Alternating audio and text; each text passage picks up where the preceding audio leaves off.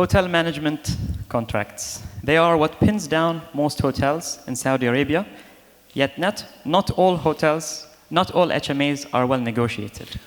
And consequences of a bad HMA can make the difference between an happy owner and an unsatisfied one. HMAs are often compared to marriages, actually.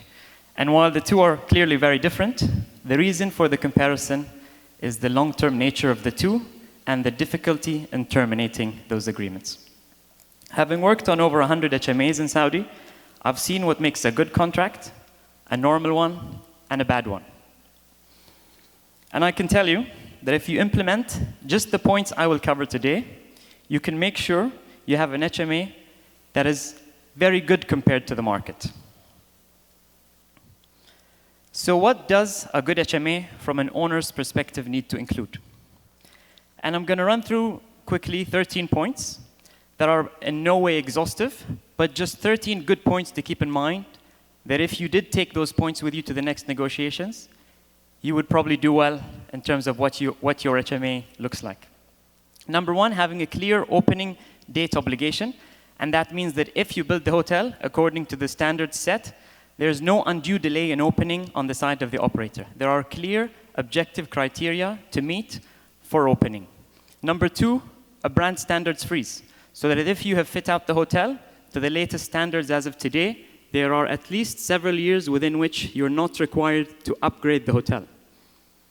Signing and operating account thresholds, and some owners prefer those, while some do not want to get too involved.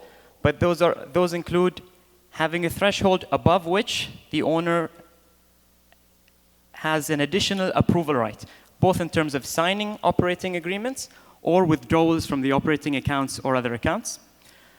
Full budget approval, and this perhaps is the most important. And when I mean full budget approval, I mean approval over the capital budget, the FF&E budget, and the operating budget. And most importantly, that once you do agree the budget, there is very limited deviation from the budget, and those deviations are clearly defined. Next is understanding all hidden fees.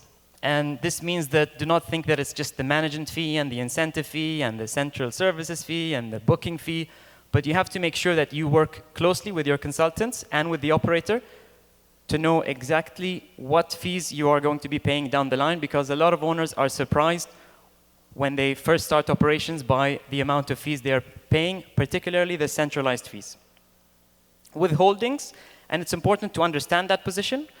It's obviously good for an owner if it's on the operator, particularly where you are paying those fees or transferring fees offshore.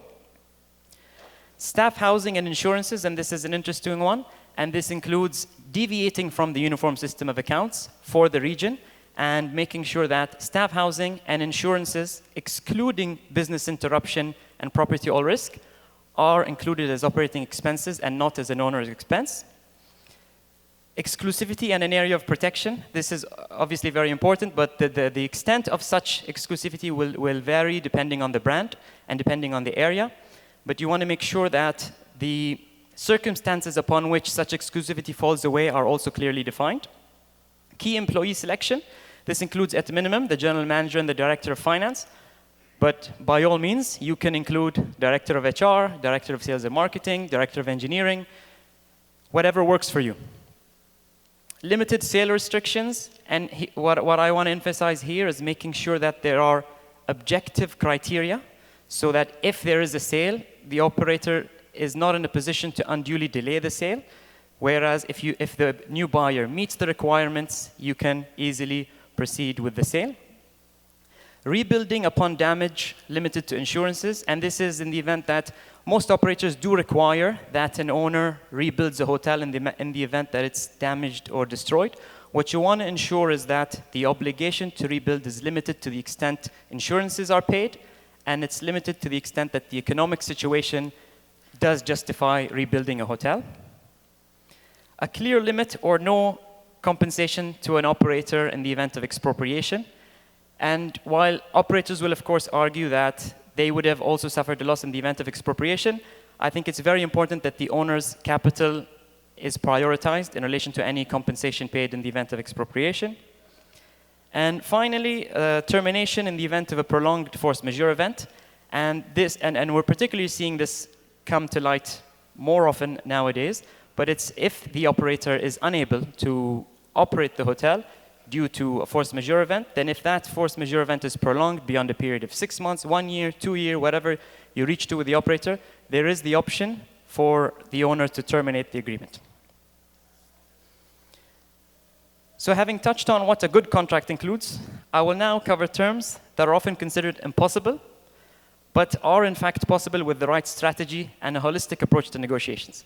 Now, I'm in no way saying that you should go into your next negotiations and fight the operator to make sure you get all these terms, but I am saying that these are terms that are possible and that do happen. But if you have the right strategy to negotiations and you understand the uniqueness of your property and what you bring to the table, then with the right strategy, these are possible. Number one, key money, and we're seeing this more often, especially as competition between operators increases. We are seeing key money from insignificant amounts to significant amounts being paid upfront. You want to make sure that the obligations tied to the key money do not defeat the purpose, and that it's not that you're kind of in golden handcuffs once you're paid the key money. Number two, technical services fee refunds. And these are also common, whether it's discounts or full refunds upon completion of the hotel. Shorter terms, aiming at around 15 years, are possible as well. Stand-asides and fixed targeted GOP, particularly if it's a rebrand and you have a history of operations, then do not feel like you cannot hold the operator accountable or have a targeted GOP amount. Franchise conversion options, and this probably works for some and some are not interested, but this is having the ability to convert a management agreement to a franchise agreement if after a certain years of operations you feel that you have enough know-how to be able to do so. Termination upon sale, that kind of speaks for itself. Termination for a fee speaks for itself, but perhaps does need me to speak a bit about it because it's a rather controversial one, but it is one that does give an owner a lot of leverage on the relationship. It is often the case that operators will not accept this because a termination right reduces the overall value of the contract. So you need to make sure that you're not negotiating a term just for the sake of having it while you suffer on the other commercial terms. But if this is a very important term for you, then for the right fee, after a certain amount of time, it's not impossible to negotiate. A notional FF&E reserve, whether in full or in part, and this means that you don't have to physically transfer the FF&E reserve amount monthly into the account, but you can actually have it as a notional account, which means that if the operator requires it, then you can pay it. This frees up cash for other amounts and allows you to also invest the amount until such time that it's required. Saudi governing law and dispute resolution. This is also not an impossible. Having a contract governed by Saudi law, in our view, is always in the owner's interest. And having dispute resolution in the region or locally is also something that is possible. And lastly, from the not impossibles list, I'd say is a single-pronged or creative performance test. Do not feel that the only performance test you can have is a RevPAR and GOP performance test, because RevPAR and GOP performance tests are rarely failed. So while they look good to have, you will almost never see an operator fail a double-pronged performance test. So negotiating and putting time into negotiating a creative performance test, and there are a number of interesting ones I've seen in the market, or a single-pronged test purely tied to GOP, could get you a really positive, or put you in a really positive position. Finally, I just want to end with a few takeaways for owners and a few takeaways for operators, and this is really speaking from a practical perspective more than a legal one. And for owners, I think it's important to make sure that there's competition between operators, because for best results, if you implement a competitive selection process and negotiate LOIs, you can get best results. Number two, consider engaging consultants at the outset if your team needs support. Number three, be strategic and make sure you know what you're seeking to achieve from negotiations.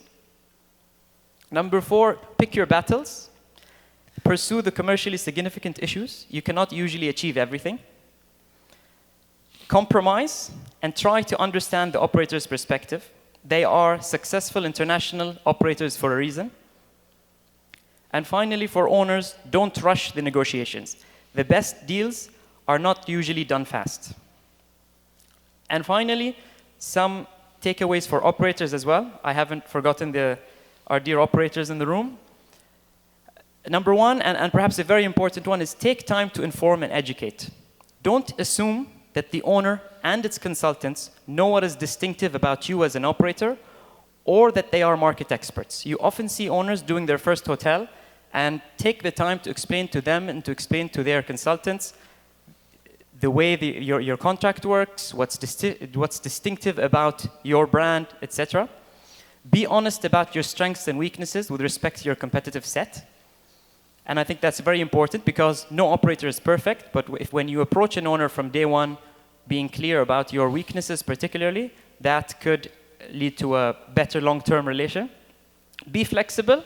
Be prepared to be sufficiently flexible and reasonable to get the right deal done. But remember that different owners require different flexibilities. Separate the wood from the trees. Don't lose a deal over a word in the indemnity clause. Focus on the bigger picture and the long-term relationship. And finally, be aware of the local market nuances, manage egos, and respect hierarchies within the organization. Thank you.